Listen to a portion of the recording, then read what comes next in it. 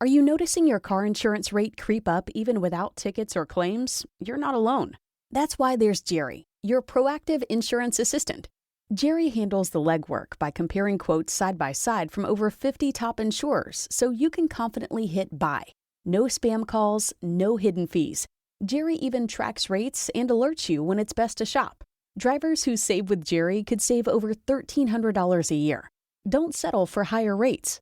Download the Jerry app or visit jerry.ai/libsyn today. That's jerry.ai/libsyn.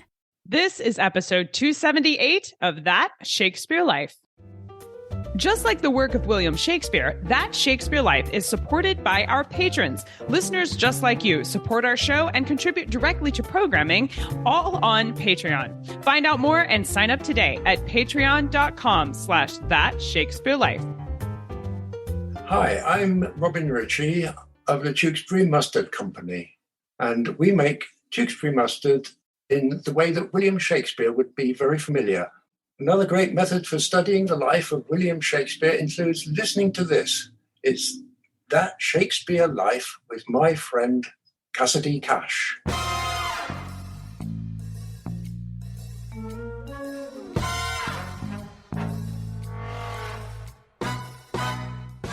He gave it a very good looking over, as it were. Thought it was a lovely portrait, and he was happy that it was genuine to the period circa 1600, he said. Welcome to That Shakespeare Life with Cassidy Cash. Cassidy believes that if you desire to successfully learn or perform Shakespeare's plays, then understanding the real life and history of William Shakespeare himself is a must. That Shakespeare Life is the podcast that helps you go beyond the curtain of some of Shakespeare's most iconic works and explore the world of early modern England as Shakespeare would have lived it, learning from the writers, historians, and performers who know it best. And now, here's Cassidy.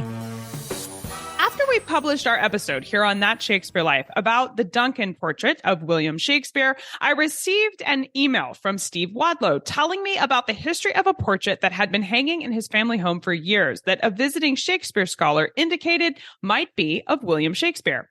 That scholar suggested that Steve look into the provenance of his painting further.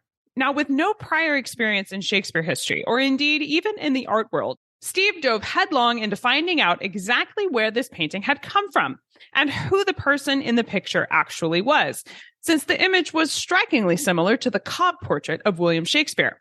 It's a fun journey from discovery to modern day sleuthing about exactly where the origins of this painting are. And we're excited to have Steve Wadlow here with us today to share exactly what his journey has been like from discovering something he thinks might be from the Tudor period and what the experts he spoke with had to say about his painting.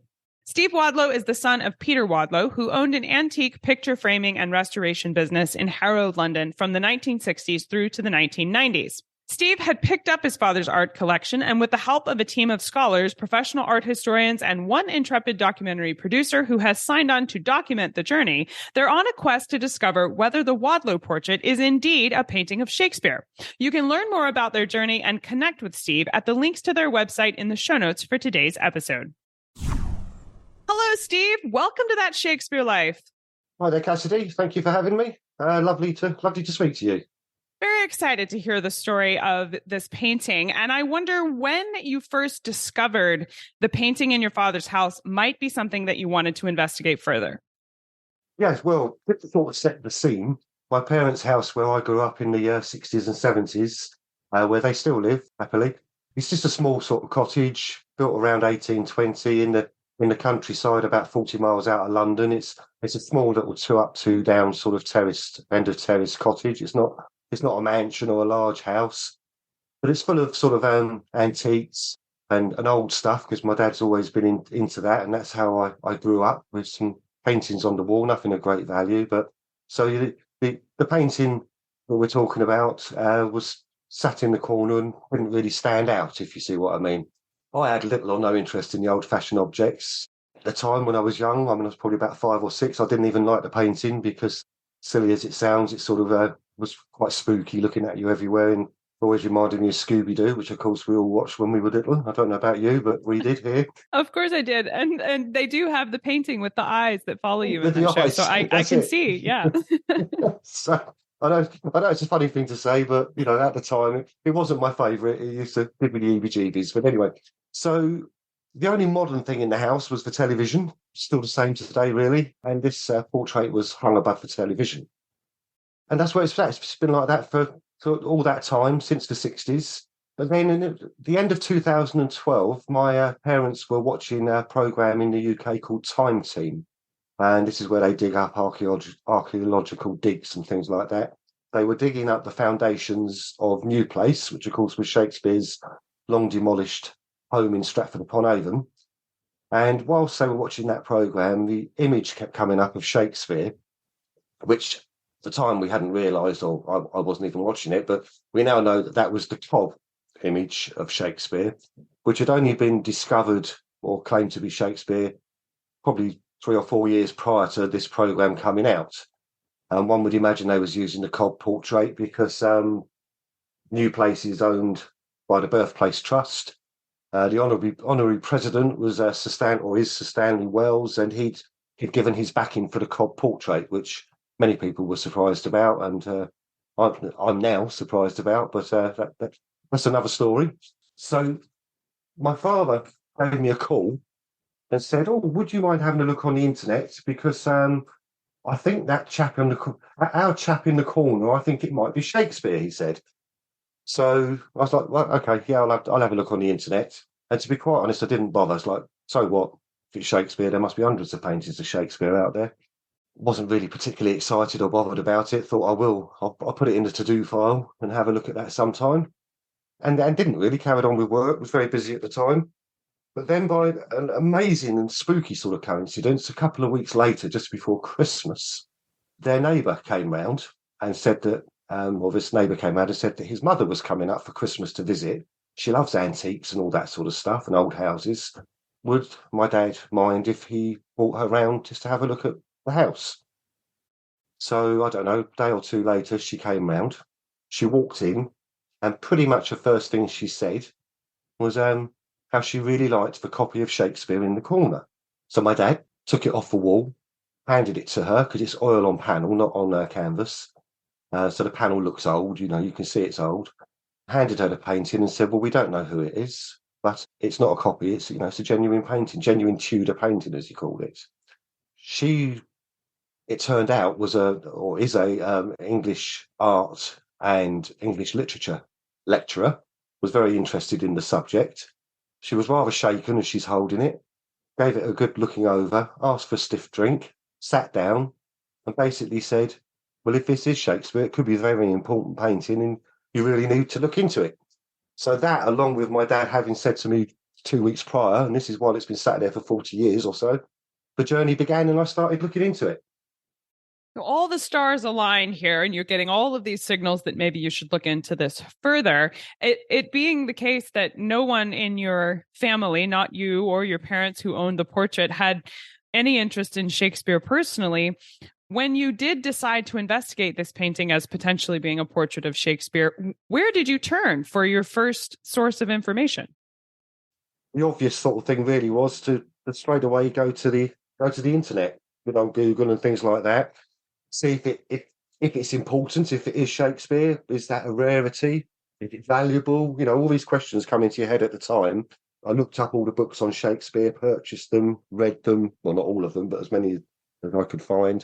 Became engrossed in his life. Looked up the images of Shakespeare, and I made crude comparisons, cutting and pasting on a photocopier of our painting and the Droeshout engraving. Came to decide that I thought they were similar, so this whole theory might have legs, so let's carry on. And I contacted the owners of all the other portraits. I always like to go straight for the jugular. I contacted pretty much all of anybody that are claiming to have a portrait of Shakespeare. I contacted and had a lot of information, a lot of correspondence with. I contacted scholars, I contacted art people. I could go on for years about that. I really just spread everything out as far as I could to learn as much as I could. And it's carried on that way, really, ever since. So who have you gotten to look at the painting, and what kind of feedback have they given you about whether or not the sitter is William Shakespeare? Yes, I mean, the portrait's been seen in person or by email by many experts over the years now. The consensus is that it was painted in the English style of an English gentleman, estimates of dates from 1595 to 1610. The latter date being based on the sort of lace collar, but that's interesting because information from UCL might actually change that, but we're waiting for results. I first took it for scientific tests to Hamilton Kerr Institute, which is part of Cambridge University, and these X-rays confirmed that the visible coat of arms had been poorly added later. That confirmed what the College of Arms had suggested was the case. And the X-ray also showed that there was hope, there was definitely at some point, and hopefully still is, another coat of arms under overpaint on the other side. But the most incredible tests we had really were at Lumiere Technology in Paris. They were known for finding the underdrawings on the Mona Lisa for the Louvre. When I dropped the painting off with them in Paris, they sort of poo-pooed it a bit, really, and thought it was a pastiche of many images of Shakespeare. But once they'd done all their tests on it, they were very excited and actually found evidence to suggest it was definitely painted from life, from under part, how these experts work that sort of thing out. And they did a digital comparison rather than my made up one with the Droshout, and concluded that they really did think that this portrait could be Shakespeare. And since then, we've had many facial comparisons done with software and experts at the same time as all the other Shakespeare contenders, and everybody claims theirs is the best. But our one consistently came out on top on that. That's not to say the others aren't, but ours was the best results each time, which is also very encouraging. So this is it. Has anybody been able to tell us if the painting is Shakespeare? This really is the million-dollar question, and it's the question everybody asks. Who is it that you need to say it is Shakespeare? And there isn't anybody, because no one knows. This is why it's such a contentious subject, probably unique in the art world and a real nightmare for people like me that are trying to get to the bottom of it. If you've got a painting of a Da Vinci or a Monet or a Van Gogh that you think is one of those artists, you're going to have a hard job proving it. But at least at the end of your journey, there's organisations and experts out there that will sign it off for you if you're correct, or tell you if you're wrong. We don't have that luxury with Shakespeare portraits, because nobody actually really knows for sure what he looked like, apart from the Droshout engraving and the bust. If you get some eminent professor backing you, then that's obviously going to help move you up the list of contenders, as has happened with the Cobb. But even a National Portrait Gallery can't say that the Chandos is definitely Shakespeare. One day, perhaps, and perhaps it might be our painting, something might be found under paint, like a coat of arms, which will be conclusive, and then that painting, hopefully the Wadlow, would then be able to be used as a benchmark for future ones. Otherwise, really, all anybody can hope for is to be listed or thought of as a genuine and serious contender, and really that's all we hope for, until we can find the evidence beneath, if it's there. Now, you mentioned that the painting that you have is an original and not a copy, but I know that in the 16th and 17th century, it was not uncommon for a professional artist to be hired for the purpose of copying the work of another artist. So you had a nobleman on our show in a previous episode. We discussed a painting of Antonietta Gonzalez, for example, that was painted by one famous artist, and that painting was quite popular, and a collector hired a different artist to copy it. So now you have two paintings that are both real paintings painted in the 16th, 17th century time frame, but one of them is considered original in the sense that it was painted by the artist who originally painted it, and then the second one is a painted copy of a painting.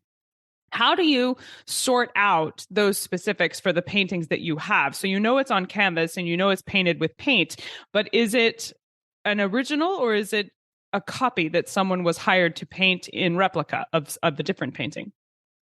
Yes. It's on panel, actually, our one, but... Okay, on panel, not canvas. Yeah, that's right. But I get what you're saying, and it's an interesting point. And I think a good example of that, and again, I'm not making any comment as to whether things are or aren't, but the Cobb portrait seems to be the same as a series, and I think it's the Jansen portraits. There's 2 or 3 of them, and so that's a perfect example. You look at the Cobb, and then you can see there's 2 or 3 others are all similar that years ago they thought was Shakespeare. Now people think of Thomas Oversbury. Whether it's Shakespeare or Oversbury, I don't know. That's not my place to say. But that's a perfect example, I think, of what you're saying. When it comes to our painting, it wasn't really a concern, and still isn't a concern, as to whether it's a copy of another painting, because thus far we haven't found, and this is quite interesting, really, any other painting that people are saying ours could be. A lot of the Shakespeare portrait claims, which could be Shakespeare, and again, I'm not saying they're not. A lot of the other Shakespeare portrait claims, there's usually another painting and somebody that's saying that this, X painting isn't Shakespeare because it is so and so, because there's another painting similar. And that leads you down that route that you're talking about, I think. But we haven't had that situation where there's any other painting that looks enough the same for it to, well, was this the master or was this the copy? And in all honesty, would it really matter if it was Shakespeare, if it was the master or the copy? So our main concern and question, of course, would have been at the time, is it genuine to the period? My dad was told it was 1595 when he bought it. Is it 1595, or was this something that somebody painted in the 1800s? That's what I really needed to check. And luckily, my father and myself know a gentleman in Tring, my mum and dad's hometown, who used to be on an antiques television programme. And he was on the same programme as another gentleman who's like the sort of leading expert on portraiture, recognised as pretty much the leading expert. So via him, we managed to make contact, and I was able to take it up to London for this expert to see. And I went with the sole intention, really, of finding out if, when he looked at it, if he thought it was genuine to the period or not. He gave it a very good looking over, as it were. Thought it was a lovely portrait, and he was happy that it was genuine to the period circa 1600, he said. So that gave me the encouragement to carry on, because it was still worth it, because this painting was now, I was being told, not from any technical tests, but I was being told that, yes, it's circa 1600. So 5 years away from the 1595, everything was still looking good. Ever since then, I mean, it's been through sort of every test you can think of, nearly. I mean, there's other tests we need to do, and every test it has, scientific, whatever type of test, it passes. It passes with flying colours. Nothing sets us back. It's just all very small steps forward. And that even includes dendrochronology, which is what I'm sure you know, but it's where the wood is aged. So rather than it being on canvas, as it's on panel, that allows experts in that field to sample a small part of the panel to give an age for it. And that was done by one of the leading dendrochronologists in the UK. And again, it came out as the period of Shakespeare for the panel.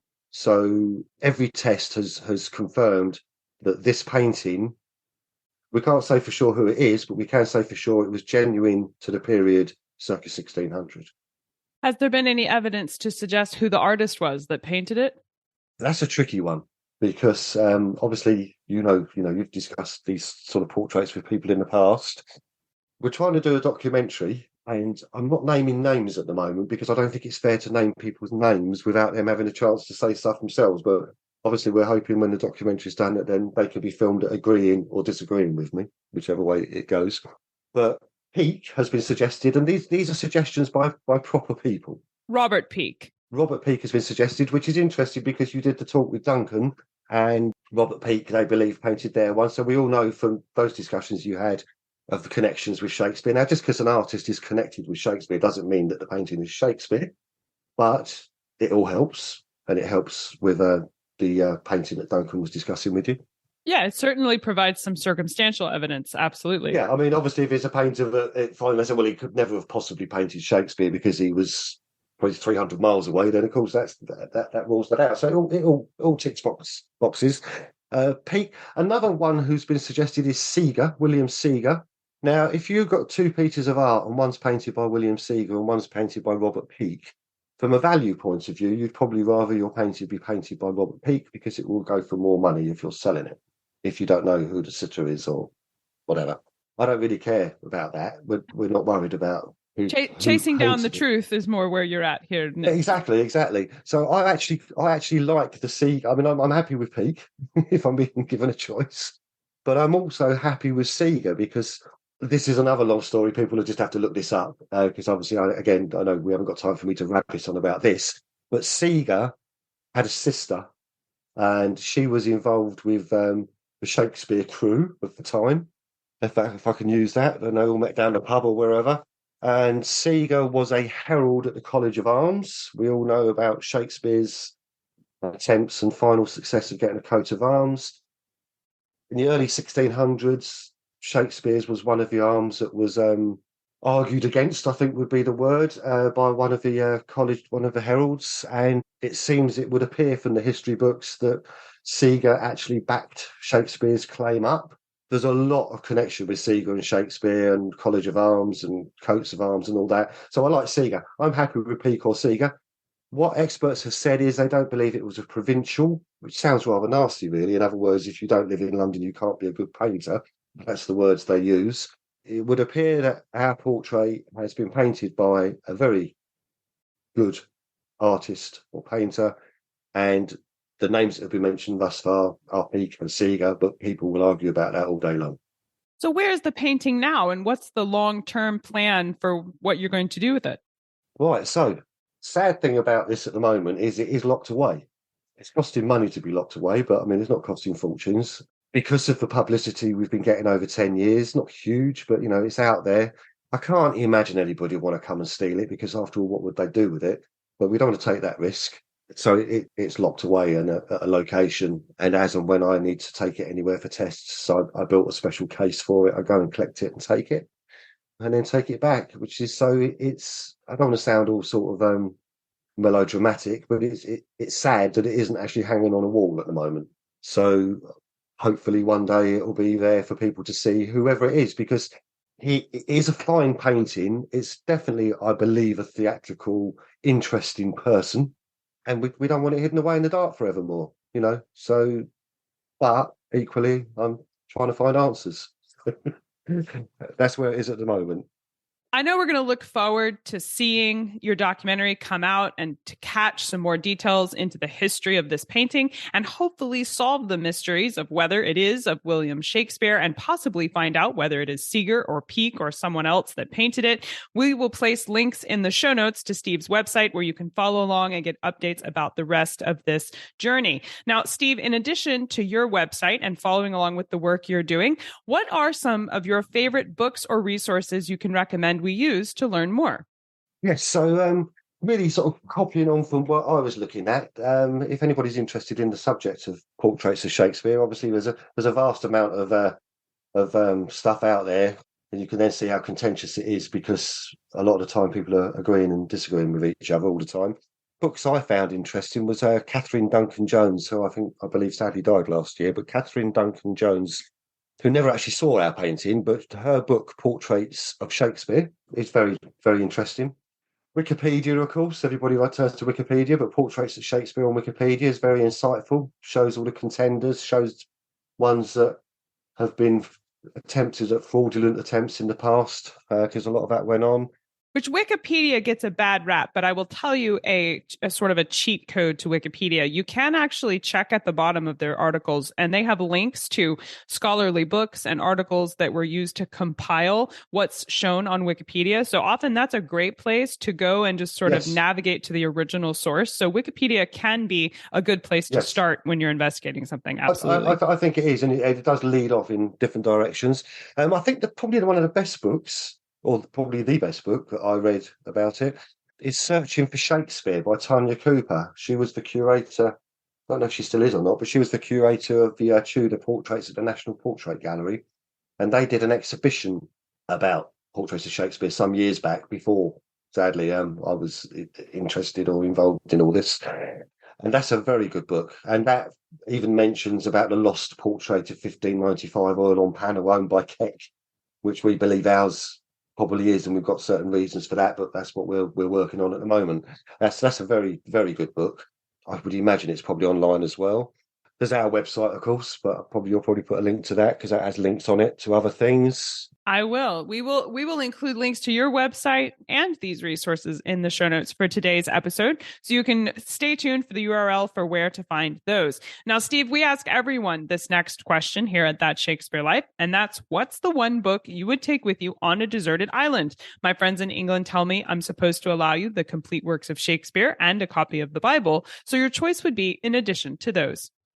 Yeah, well, this is the question I bet everybody loves when you ask this. They try and rack their brains trying to sound intelligent. And what book should I mention that will make me sound great? And I thought, well, no, I'm not going to. I'm literally just going to say the books I enjoy most are the Shardlake series by C.J. Sansom.